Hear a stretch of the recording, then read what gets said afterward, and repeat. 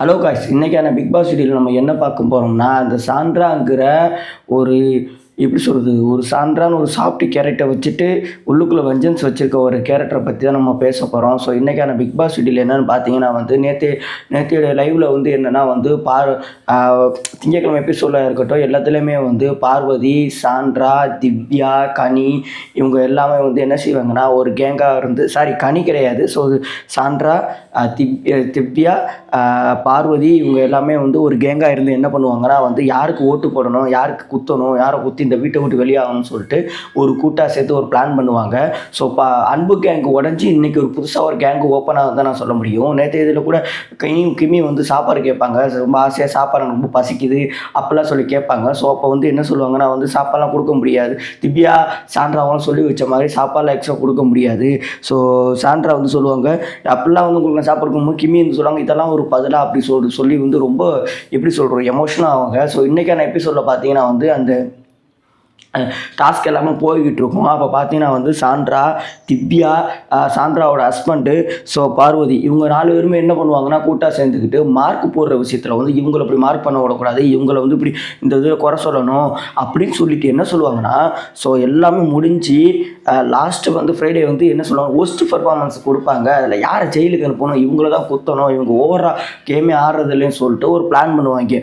திரும்பவும் சொல்கிறேன், பார்வதிங்கிறது ஒரு பெரிய ஒரு விஷக்கூடிய நாகப்பாம்பு மாதிரி அவருடைய சேர்ந்து எதுவுமே உருப்படாது. அதுக்கு காரணம், அதுக்கு எக்ஸாம்பிள் யாருன்னா திவாகர். ஸோ திவாகர் கூட்டா சேர்ந்து எல்லாத்துக்கும் பும்பு மாறுவார், தலை ஆட்டி ஆட்டி ஆட்டி ஆட்டி இன்றைக்கி திவாகர் எவிக்ஷன் ஆகி போயிட்டார் பார்வதியோடு சேர்ந்து. ஸோ அதே மாதிரி தான் திவ்யாங்கிறாங்க. திவ்யா நான் ஓன் கண்டென்ட்டாக தான் நான் விளையாடுவேன் அப்படி சொல்லிட்டு தேவையில்லாமல் எப்படி சொல்கிறோம் டீமாக ஆடிக்கிட்டு இருக்காங்க.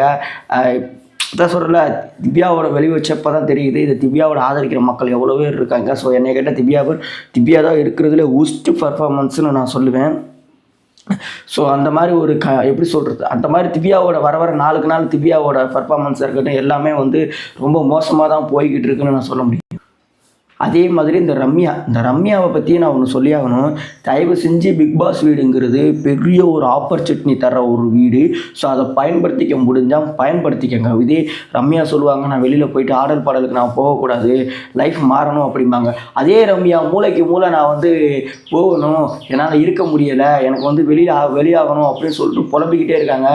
தயவு செஞ்சு பிக் பாஸ் மக்களே இந்த ரம்யா இவங்கெல்லாம் போகணும் போட்டு சொல்ல தற்கூரியெல்லாம் அப்படி தயவு செஞ்சு வெளியே அனுப்பிடுங்க. இந்த திவாகருங்கிற தற்கொலையை வெளியாக்கிட்டே. ஸோ ரம்யாவே தயவு செஞ்சு வெளியாக்கிடுங்க. ரம்யாலாம் எப்படி சொல்கிறது பிக் பாஸில் இருக்கிறதுக்கு தகுதியில் தான் நான் சொல்ல முடியும். எதுக்கெடுத்தாலும் நான் மூளைக்கு இப்போ கூட லைவில் என்ன சொல்கிறாங்கன்னா நான் போயாகணும், எனக்கு இதுக்கு மேலே இருக்க முடியாது, நான் ஹேண்டில் பண்ண முடியாது, ஒவ்வொருத்தவங்க ஒவ்வொரு விதமாக பேசுகிறாங்க, ப்ரெஷரு. ஸோ பிக் பாஸ் வீடுங்கிறதே அவ்வளோதான் எமோஷனலாக இருக்கும். சண்டை, எமோஷனல், கேங்கு எல்லாமே ஒன்றா சேர்ந்துறது தான் பிக் பாஸ் வீடு. ஸோ அதில் கூட உங்களால் இருக்கோம்னா தயவு செஞ்சு நீங்கள் போகலாம்.